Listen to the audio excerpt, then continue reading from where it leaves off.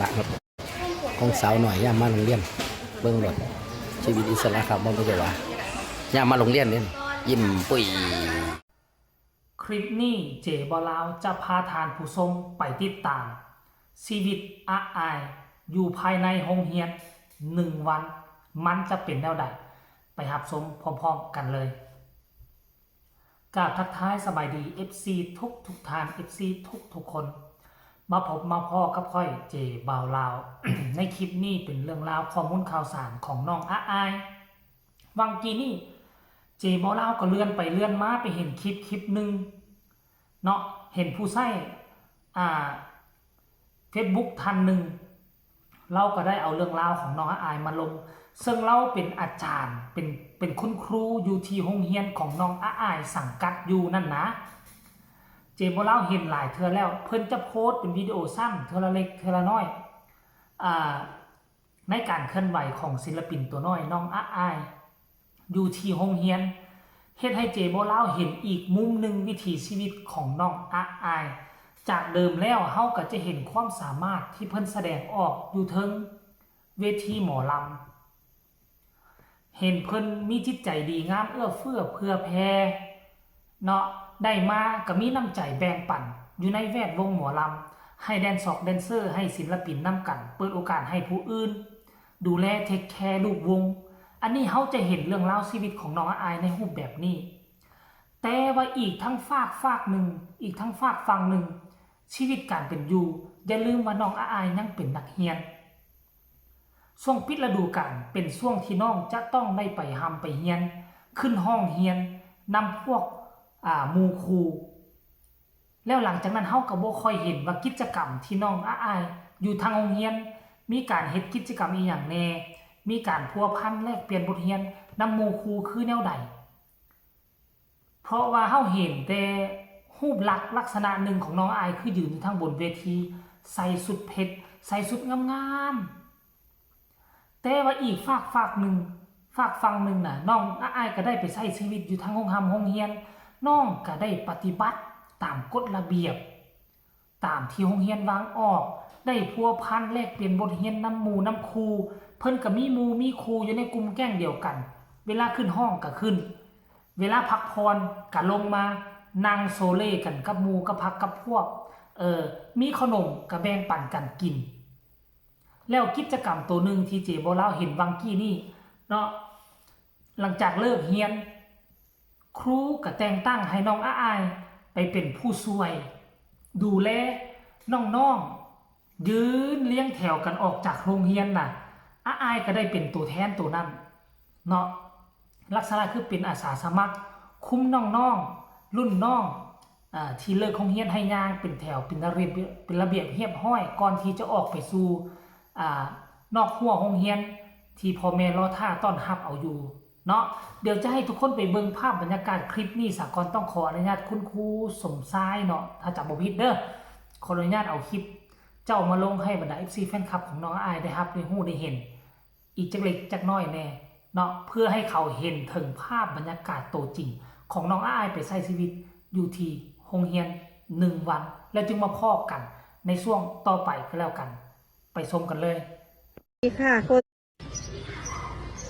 สวัสดีค่ะคนสวยโอ้มาโรงเรียนอยู่ตัวนี่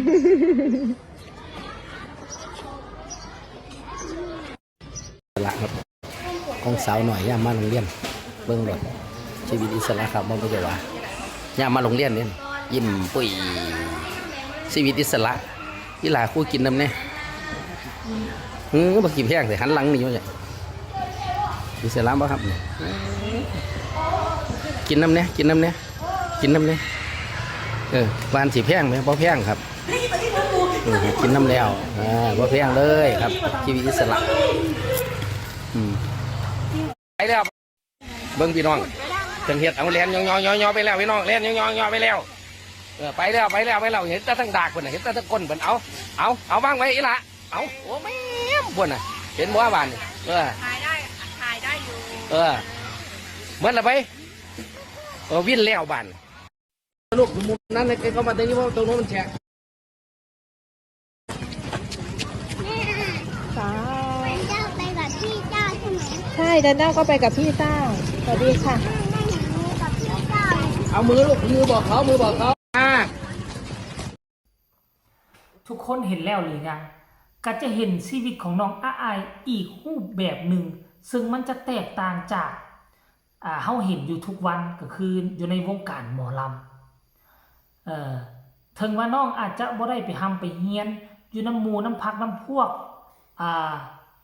น้ำหมูน้ำพักน้ำพวกแบบเป็นประจำแต่ว่ามันเป็นช่วงระยะสั้นๆแต่มันก็เฮ็ดให้น้องอาอายมีความสุขและสามารถปรับตัวเข้าอยู่กับหมู่กับพักกับพวกเห็นบ่ทุกคนเห็นบ่คลิปตัวนี้แหละเป็นคลิปที่น้องอาอายจกถงข้าวนมเอามายายให้หมู่คู่นั่งอยู่นี่5 คนมัดสุภูสุคนเลยแล้วน้องก็จงไว้ให้ตนเองอันนึงแล้วก็จีกถงขนมกิน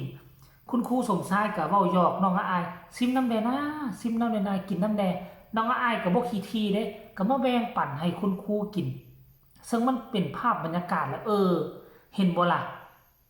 คนอายุรุ่นราวคราวเดียวกันกับน้องอาอายบ่สามารถหาอยู่หากินบ่สามารถหาเงินหาคำมาจุนเจือครอบครัวได้เขาก็อายุซ้ำนี้หน้าที่ของเขาคือตั้งใจทำเฮียนตามที่พ่อแม่ส่งไปทำไปเฮียนอันจะไปเฮ็ดเวียกเฮ็ดงานหาเงินหาคำมาจุนเจือครอบครัวถือว่าอายุซ้ำนี้ยังบ่ถึงคราวยังบ่ถึงคาที่จะไปรับผิดชอบอีหยังหลายปานนั้นแต่ตรงกันข้ามกับน้องอาอายครับเป็นผู้หนึ่งที่มีความพิเ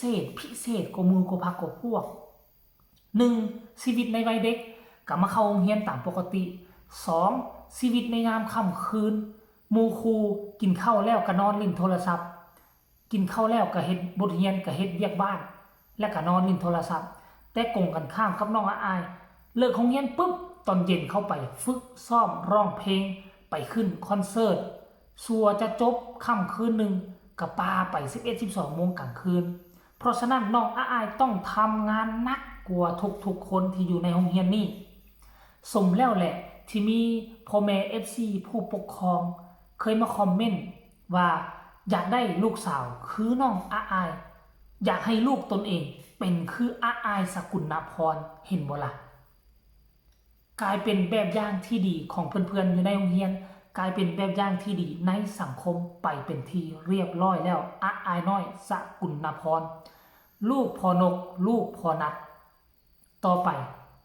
ขอให้เจริญรุ่งเรืองปรารถนาสิ่งใดขอให้ได้สิ่งนั้นเฮียนให้จบเฮียนให้สูงและกลายมาเป็นผู้บริหาร